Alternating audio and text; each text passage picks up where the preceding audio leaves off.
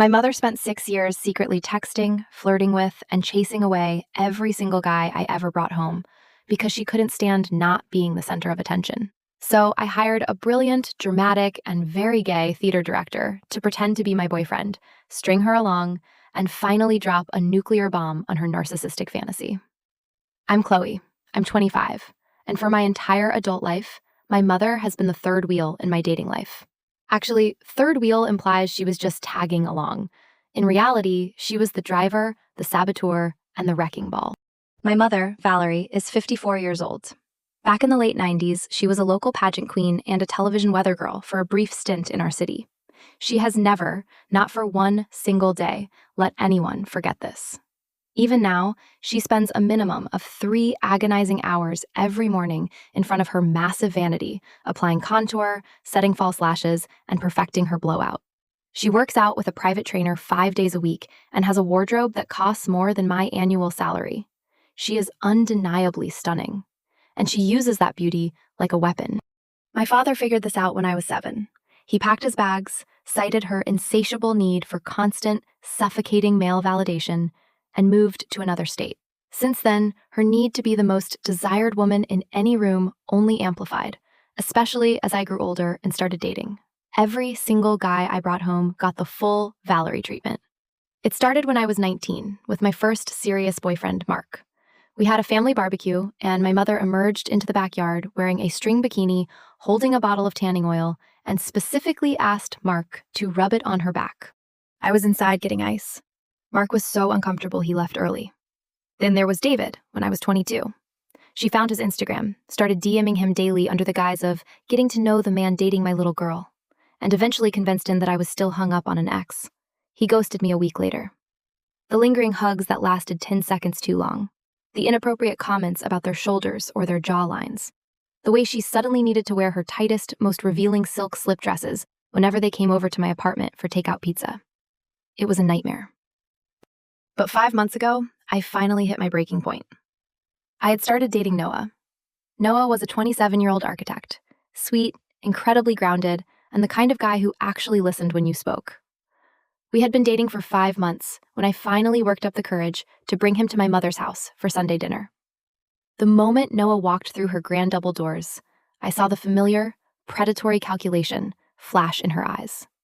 "Oh my goodness, Chloe, you absolutely failed to mention how ridiculously handsome he is," she purred, pulling Noah into a suffocating hug, pressing herself against him while her Chanel No. 5 perfume practically choked the oxygen out of the room.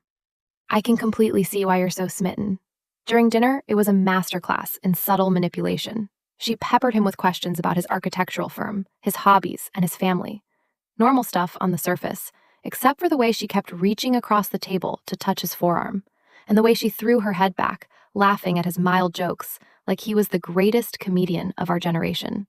When I went to the kitchen to get the cheesecake, I heard her lower her voice to that intimate, breathy register she uses. "You know, Noah, Chloe never brings anyone home. She's always been so plain and shy. I was starting to worry she'd never find a man who could handle her little insecurities. I'm just so glad you're patient." When I returned, Noah looked incredibly tense, shifting in his seat, while my mother was glowing with a triumphant, predatory energy. After he left, she cornered me in the hallway, swirling her wine glass. "He seems nice, honey," she said, using that sickeningly sweet tone that meant a verbal knife was coming.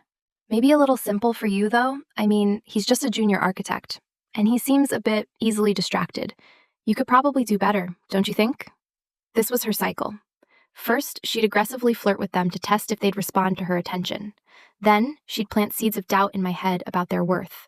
Meanwhile, she'd secretly start texting them, finding excuses to invite them over or ask for their manly expertise when I wasn't around. With Noah, she didn't even wait a week. 2 weeks after that dinner, I was sitting on Noah's couch when he turned to me, looking genuinely distressed. "Chloe, your mom has been texting me," he said quietly. My stomach plummeted. "What kind of texts?" He handed me his phone. There were dozens of them. Messages from my mother asking about his weekend plans, telling him about a new upscale wine bar she thought he'd love, suggesting they grab coffee, just the two of us, to talk about how to keep me happy. She says she just wants to make sure I'm treating you right, Noah said, rubbing the back of his neck. But some of these messages, Chloe, she sent me a picture from her Pilates class this morning, saying she was thinking about our conversation on architecture. It feels really inappropriate. I scrolled through the messages, feeling physically nauseous. She was creating a private communication channel, positioning herself as the cool, attractive confidant. I don't want to cause a massive rift between you and your family, Noah said softly. But this dynamic, it's too much. It's weird, Chloe. It is weird, I admitted, tears pricking my eyes. And I'm so sorry. This is exactly why I kept you away from her for 5 months. Has this happened before with other guys? Noah looked at me, his eyes full of pity. Chloe, that's not normal. You know that, right? You shouldn't have to hide your partners from your own mother. 3 days later, Noah broke up with me.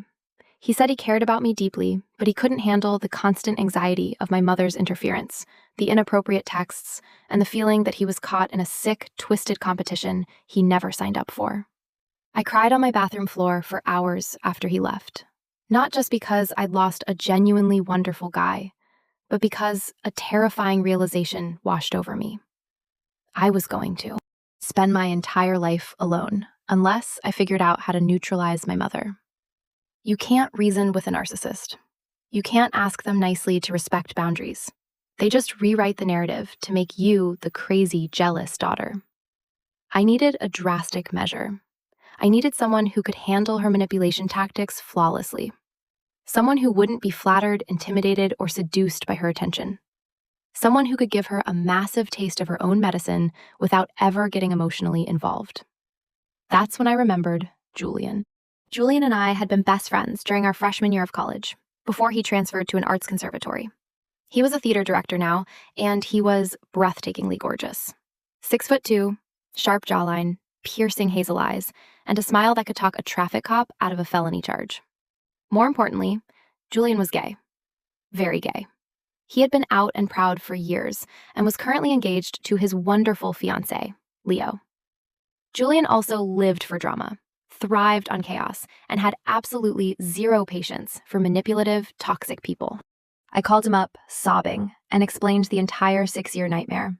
I told him how I was losing my mind and my relationships. To my absolute surprise, Julian started cackling on the other end of the line. Oh, darling, dry your tears. This sounds like the most fun I've been offered in a decade, Julian declared. Leo is going to absolutely love hearing about this. When do we start the performance? We met at a coffee shop that weekend to outline our battle plan. Julian looked even better than he did in college, radiating a confident, untouchable energy that I knew would drive my mother. Absolutely feral. So, what is the ultimate objective here, Chloe? Julian asked, stirring his iced Americano. Are we just trying to make her back off temporarily, or are we going full scorched earth, psychological warfare? I just want her to leave my actual, real relationships alone, I said, my hands shaking around my mug. If she gets entirely hyper-focused on you, maybe she'll stop sabotaging my dating life. I need her to see that she can't win. Understood, Julian smirked. So, I need to be charming enough to hook her attention, but perpetually unavailable enough to drive her. Completely insane with frustration. We spent 2 hours crafting our backstory. We had reconnected at a mutual friend's gallery opening. We'd been dating for 2 months. Things were getting serious. Julian's character would be attentive to me, but not overly affectionate in a way that would gross him out. Successful, but humble. Deeply interested in Valerie's opinions, but absolutely never seeking her approval. The fundamental key to breaking a narcissist, Julian explained, leaning in like a military general, is to make her feel like she is constantly in direct competition with you. Like I might just choose her instead, if she plays her cards exactly right. We dangle the carrot. That sounds incredibly toxic and terrible, I whispered. It is terrible, Julian agreed cheerfully, but it's also exactly how her broken brain operates. She cannot physically stand the idea that you possess something shiny that she cannot have. We are going to use her own hubris against her. 2 weeks later, the trap was set. I brought Julian home for dinner. Update 1. The moment my mother opened the door, I knew she had brought out the heavy artillery. She was wearing a crimson, body-hugging cocktail dress that was wildly inappropriate for a casual Tuesday evening dinner. Her hair was perfectly tousled, and her makeup was flawless. She took one look at Julian, and I swear I saw her pupils physically dilate. "You must be Julian," she purred, extending her hand delicately, palm down, as if she expected him to bow and kiss her knuckles. "Chloe has told me so many wonderful things about you." "All spectacular things, I hope," Julian replied, flashing $1 million devastating smile that didn't reach his eyes. He took her hand and gave it a firm, polite shake instead of a kiss. "And you must be Valerie. Chloe definitely neglected to mention that her mother looks like a Hollywood starlet." I watched my mother practically melt into a puddle on the hardwood floor. She giggled, an actual, high-pitched, girlish giggle, and ushered us into the dining room, immediately launching into aggressive hostess mode. Over dinner, Julian was a maestro conducting a symphony. He asked my mother detailed questions about her pageant days, complimented her roasted chicken as if it were Michelin star quality, and listened with rapt, unbroken eye contact to her exhausting stories about the fascinating local celebrities she used to know. But crucially, he kept one hand resting warmly on my shoulder, and he seamlessly dragged me back into every single conversation she tried to exclude me from. "Chloe is just so lucky to have such a vibrant, interesting mother," Julian said, taking a sip of wine. "I can completely see where she gets her fierce independence from." My mother preened, puffing her chest out. "Oh, you're too sweet. But Chloe has always been so timid, so plain. I keep telling her she needs to put herself out there more, dress a little bolder. Men are visual creatures, Julian, wouldn't you agree?" "I think Chloe is absolutely breathtaking, exactly as she is," Julian countered smoothly, squeezing my shoulder. "But I would love to hear more about your time in television, Valerie. That must have required such incredible charisma." For the next hour, my mother monologued. Julian laughed at exactly the right beats, asked engaging follow-up questions, and made her feel like she was the only woman on Earth. After dinner, while I was deliberately taking my time loading the dishwasher in the kitchen, I listened to them in the living room. Julian was asking about her skincare routine, acting astonished when she told him her age. "Valerie, you have the energy and radiance of a woman 20 years younger. It's truly remarkable." "Well," my mother said, her voice dropping an octave, "Chloe is certainly lucky to have found a man who appreciates high quality." "I definitely appreciate quality," Julian replied smoothly. I could practically hear the smirk on his face. When we left that night, my mother hugged Julian goodbye, pressing her chest against him, and whispered that he was welcome to stop by absolutely any time. "She is completely obsessed with you," I said as soon as we got into Julian's car, feeling a mixture of awe and disgust. "Oh, darling, she is already planning our scandalous illicit affair," Julian laughed, wiping his hands with hand sanitizer. "Did you see her face when I complimented her dress? She was feral. This is going to be so incredibly easy." Over the next month, Julian's psychological warfare worked perfectly. My mother started texting him within 48 hours of that first dinner. Innocent messages at first, asking how his theater production was going, sending links to articles she thought he'd find intellectually stimulating. Julian screenshotted every single message and sent them to our group chat with his fiancé, Leo. Julian carefully crafted his responses to keep her hooked, but eternally unsatisfied. He was friendly, but never flirty, appreciative, but never pursuing. He would take hours to reply, driving her crazy, and then respond with charming but brief answers. Meanwhile, a bizarre side effect occurred. My mother started treating me like royalty. Whenever Julian was around, she was sickeningly sweet to me. She completely stopped making passive-aggressive digs about my weight, my clothes, or my job. She actually listened when I spoke. "She's performing for me," Julian explained one afternoon as we reviewed the latest batch of texts. "She desperately wants me to view her as this amazing, supportive, maternal figure, so I'll subconsciously think she's premium relationship material. She's competing with you by trying to prove she's the better version of you." It was working so well that I almost let myself enjoy the peace. But then, as narcissists always do when they don't get their way, my mother escalated. She started finding pathetic excuses to drop by my apartment when she knew Julian was visiting. She'd show up unannounced with expensive groceries I hadn't asked for, or claim she was just in the neighborhood and wanted to use my bathroom. She was always dressed to the nines, wearing full makeup, and she always brought a small, thoughtful gift exclusively for Julian, a rare blend of coffee, a book by his favorite playwright. "Your mother brought me homemade, authentic Italian lasagna today," Julian texted me one afternoon while I was at work. She stayed in your apartment for 2 straight hours, drinking your wine, talking about how she's so deeply worried that you don't appreciate my artistic soul. What did you say? I texted back, horrified. I told her that you are my muse, and I've never felt more appreciated in my life. I think her left eye actually twitched. The breaking point arrived exactly 6 weeks into the fake relationship. I was at my desk on a random Tuesday afternoon when my phone rang. It was my mother. Chloe, she sobbed into the receiver. The tears sounded genuine, thick and heavy. Chloe, I need to tell you something terrible. I am so sorry. My heart rate spiked. Mom? What's wrong? Are you hurt? I think I'm falling deeply in love with Julian, she wept. I literally had to bite my own knuckles to stop myself from laughing out loud in my cubicle. Mom, what on earth are you talking about?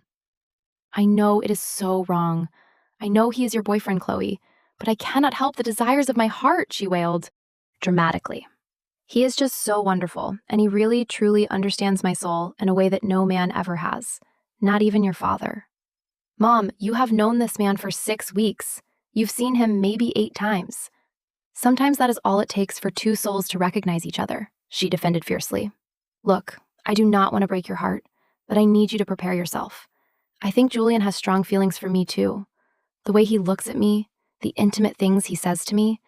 I think he is only staying with you out of pity because he doesn't want to shatter your fragile feelings. I was quiet for a long time. The sheer, unadulterated delusion was staggering. She truly believed she had stolen him. I'm here, I finally managed to say, keeping my voice perfectly flat. Maybe we should all sit down and discuss this like mature adults, she suggested, her voice suddenly losing the tears and taking on a crisp, businesslike tone. I think if we are all completely honest about our desires, we can figure out what is best for everyone involved. That night, I called Julian and relayed the entire insane conversation. She wants to have a conversation about feelings to steal my boyfriend, I said, rubbing my temples. Julian, this is nightmare territory. She has completely lost her grip on reality. No, Chloe, this is perfection, Julian said, his voice practically vibrating with glee. This is exactly what we wanted. She is so blindingly obsessed with the fantasy of stealing your man that she is willing to completely detonate her relationship with her only daughter to get him. Now we spring the trap. We show her exactly how much of a fool she is. What do you mean? Set up the dinner. This Saturday, your place. Tell her we will all sit down and discuss the situation honestly. I will handle the rest. I didn't entirely like the wicked gleam I could hear in Julian's voice, but I was in too deep to back out now. Saturday evening arrived. My mother showed up at my apartment dressed like she was attending the Oscars. She wore a skin-tight black velvet dress, a diamond necklace, and her hair was styled in cascading, perfect waves. She brought a $100 bottle of Cabernet and a nervous, buzzing energy that made the air in my living room feel thick. Julian had arrived an hour earlier to go over the final script. He was dressed immaculately in a crisp button-down and slacks. Valerie, Julian said softly, standing up to greet her when she walked in. You look absolutely ravishing tonight. My mother practically purred, touching her collarbone. Thank you, Julian. You look quite handsome yourself. We sat in the living room, forming the most awkward, suffocating triangle in human history on my cheap IKEA furniture. My mother kept glancing between Julian and me, her eyes darting like a hawk analyzing its prey. So, she said finally, crossing her legs and smoothing her velvet skirt, I believe we all know why we are here tonight. We do, Julian agreed, his voice a low, soothing baritone. And I want you to know, Valerie, how much I deeply appreciate your honesty. It takes immense courage for a woman to lay her feelings bare like that. My mother's face illuminated like a Christmas tree. She looked at me with a fleeting glance of triumphant pity. I am so glad you understand, Julian. I was terrified you would think I was a terrible mother. Not at all, Julian said gently. In fact, I think this conversation is vastly overdue. Julian reached across the couch and took my hand, intertwining our fingers. My mother's smile faltered slightly at the gesture. The thing is, Valerie, Julian continued, looking deep into her eyes, I need to be completely honest about my feelings too. Of course, my mother breathed, leaning forward expectantly, practically vibrating out of her seat. Valerie, you are an absolutely incredible woman. You are beautiful, intelligent, wildly sophisticated, and fiercely independent. Truly, any man on this earth would be profoundly lucky to have your attention. My mother was glowing. She shot me another look that clearly said, I won. But Julian's voice dropped, becoming firm and absolute. I am completely, utterly, and hopelessly in love with Chloe. My mother's face physically fell. Her jaw went slack. More than that, Valerie, Julian continued, not breaking eye contact. I am gay. The silence in my apartment was so absolute, so deafening, that I could hear the hum of my refrigerator in the kitchen. My mother's mouth opened, closed, and opened again, like a suffocating fish. I'm sorry, what? She finally managed to choke out. I am gay, Valerie, Julian repeated cheerfully, dropping the dramatic baritone. I have been gay my entire life. I am a gold star homosexual. I have a wonderful fiancé named Leo, who I live with and who helped me pick out my outfit tonight. Chloe and I have been entirely faking this relationship for the past 2 months. My mother looked back and forth between us, her eyes wide with shock. Her face rapidly cycled through profound confusion, then horrific embarrassment, and finally, a dark, terrifying rage. This is a sick joke, she hissed, her hands gripping her knees. It's not a joke, Mom, I said, finally speaking up, my heart pounding in my chest. I asked Julian to help me because I was losing every single good man I ever met to your insane interference. You chased Mark away. You manipulated David. You harassed Noah until he couldn't take it anymore. I thought if you were hyper-focused on trying to steal Julian, you might leave my actual dating life alone. You have been lying to me for 2 months? My mother shrieked, her voice cracking. You have been lying to yourself for your entire life, Valerie, Julian shot back, his polite facade vanishing, replaced by a cold, cutting edge. Do you really, genuinely think it is normal to fiercely compete with your own daughter for male validation? Do you think it is healthy to sabotage her happiness simply because your ego cannot handle not being the center of the universe for 5 minutes? My mother stood up so fast she knocked her wine glass over. It shattered on the floor, red wine bleeding into my rug. I do not have to sit here and listen to this abuse, she screamed. No, you don't, Julian agreed calmly. But maybe you should. She turned her furious glare on me, and for the first time in my entire life, I saw genuine, unmasked hurt in her eyes, instead of calculated anger. How could you do this to your own mother, Chloe? How could you humiliate me like this? How could I do this to you? I repeated, standing up to meet her gaze, years of repressed anger finally boiling over. Mom, you have chased away every guy I've dated since I was a teenager. You flirt with them, you wear inappropriate clothes around them, you text them behind my back. You make them feel guilty for dating me instead of worshiping you. You have actively sabotaged 6 years of my life. I never sabotaged anything, she screamed, her face turning purple. If those weak little boys couldn't handle a little friendly attention from a beautiful woman, then they were never good enough for you anyway. Friendly attention? Julian laughed loudly, a harsh, biting sound. He pulled his phone out of his pocket.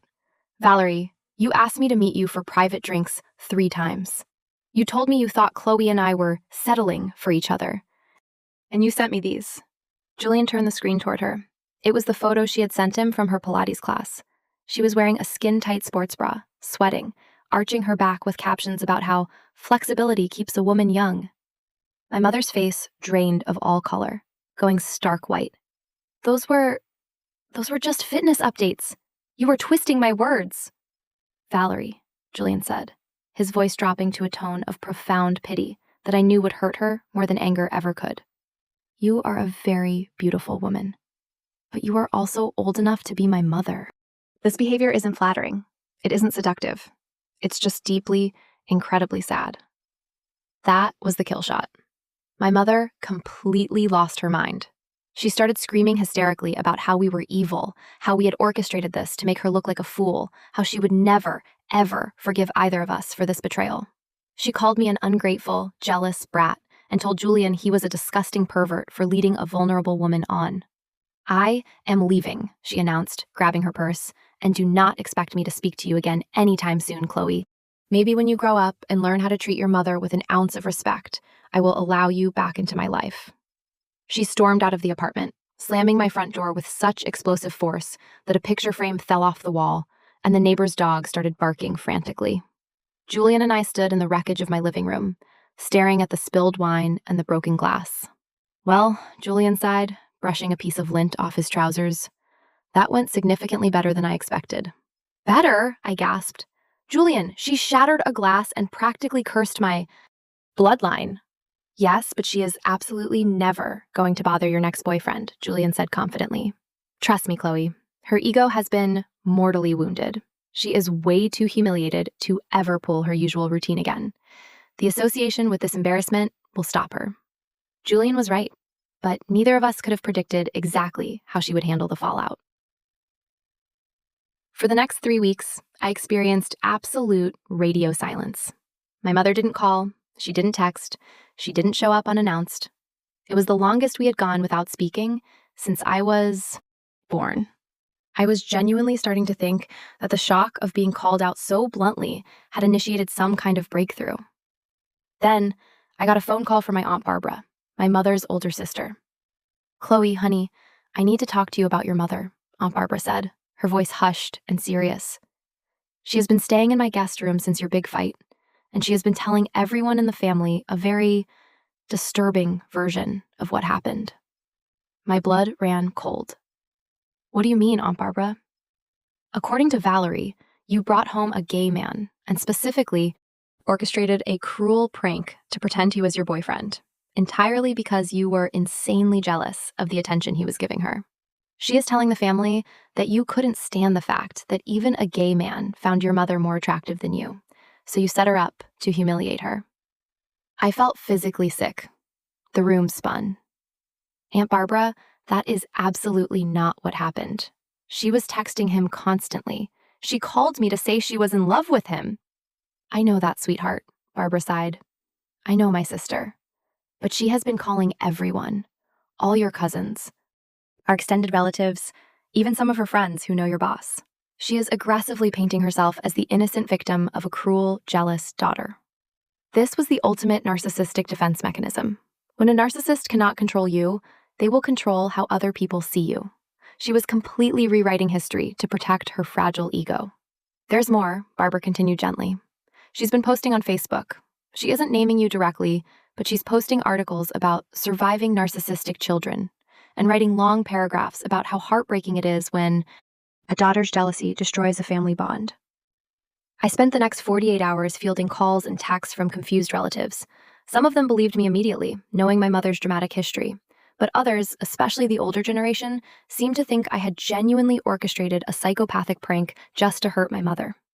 I called Julian, crying in frustration. "She's doing it again, Julian. She's controlling the narrative. I can't fight this. She's too good at playing the victim." "Chloe, listen to me," Julian said calmly. "You don't have to fight it. Let her play the victim. Let her spin her web. Because eventually, the logic of her own lie is going to trap her." I didn't understand what he meant until 3 days later, when I got a call from my cousin Maya. "Hey, Chloe," Maya said slowly. "I've been thinking a lot about what Aunt Valerie has been telling everyone. And I just have to ask. If Julian is gay, and you knew he was gay the whole time, why on earth would your mom be so embarrassed about this prank?" "What do you mean?" I asked. "I mean, according to Valerie's story, she was just being perfectly polite and friendly to your boyfriend, and you got jealous. But if he's gay, why would she feel humiliated?" Finding out your daughter's boyfriend is secretly gay is funny. It's a sitcom plot. The only way her extreme reaction and her humiliation makes any logical sense is if she was actively doing something inappropriate with him. If she was hitting on a gay man, that is embarrassing. I could hear the gears turning in Maya's head, and soon the rest of the family caught on. The more people critically analyzed my mother's version of events, the less sense it made. Why would she be hiding out at Aunt Barbara's house crying if it was just a harmless prank? Why couldn't she explain why Julian's sexuality was a personal attack on her? Within 2 weeks, the family narrative drastically shifted. Relatives started asking my mother directly what exactly she had said to Julian that made the reveal so devastating. Cornered by her own illogical lies, my mother clammed up. She stopped posting on Facebook. She went home, and she stopped talking about it entirely. Meanwhile, I took a deep breath and started dating again. 6 months later, I met Ethan. Ethan was 29, a financial analyst, and completely different from anyone I had ever dated. He was incredibly self-assured, deeply established in his own life, and utterly unimpressed by drama. I told him the entire saga of my mother and Julian on our third date.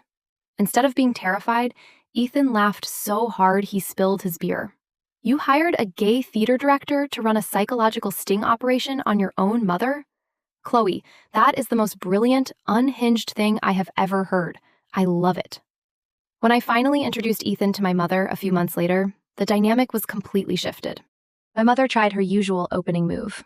She wore a low-cut blouse and went in for the lingering, overly familiar hug.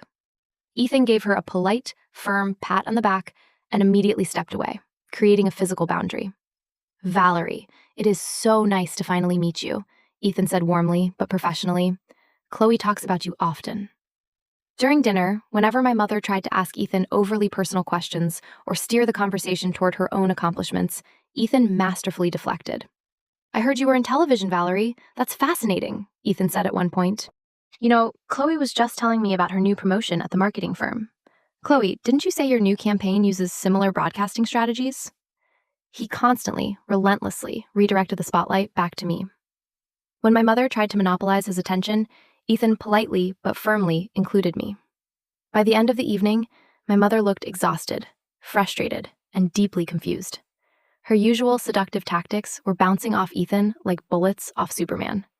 He made it abundantly clear that he was there for me, and he viewed her strictly as his girlfriend's mother, nothing more. After that dinner, she never tried to text Ethan. She never showed up unannounced. The aggressive flirting completely evaporated. Ethan and I got engaged 2 years later. When we announced it at a family dinner, my mother's response was incredibly telling. "Well, I suppose he is acceptable," she sniffed, examining my ring. "Though I still think you are both a little young to be making such massive life decisions. But congratulations." We were 27 and 29. But here is the truly fascinating part about this entire ordeal. My mother never, not once, acknowledged what she had done to my previous boyfriends. Even after the Julian disaster, even after the family realized she was lying, she never admitted fault. In her twisted mind, she is still the innocent victim of a cruel prank. And, ironically, that delusion is exactly what saved my relationship with Ethan.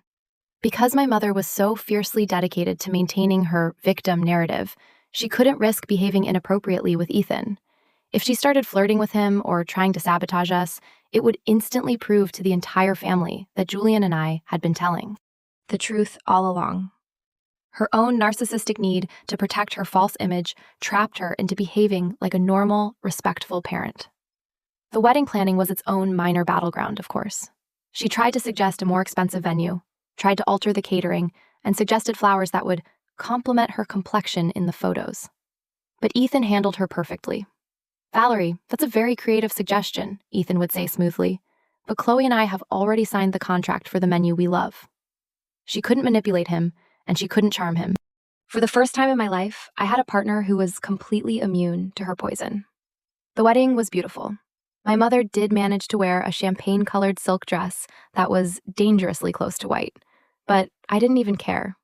Ethan's family adored me, my friends were thrilled, and I was marrying the love of my life. During the reception, my mother gave a speech that was surprisingly sweet. She talked about how proud she was of me.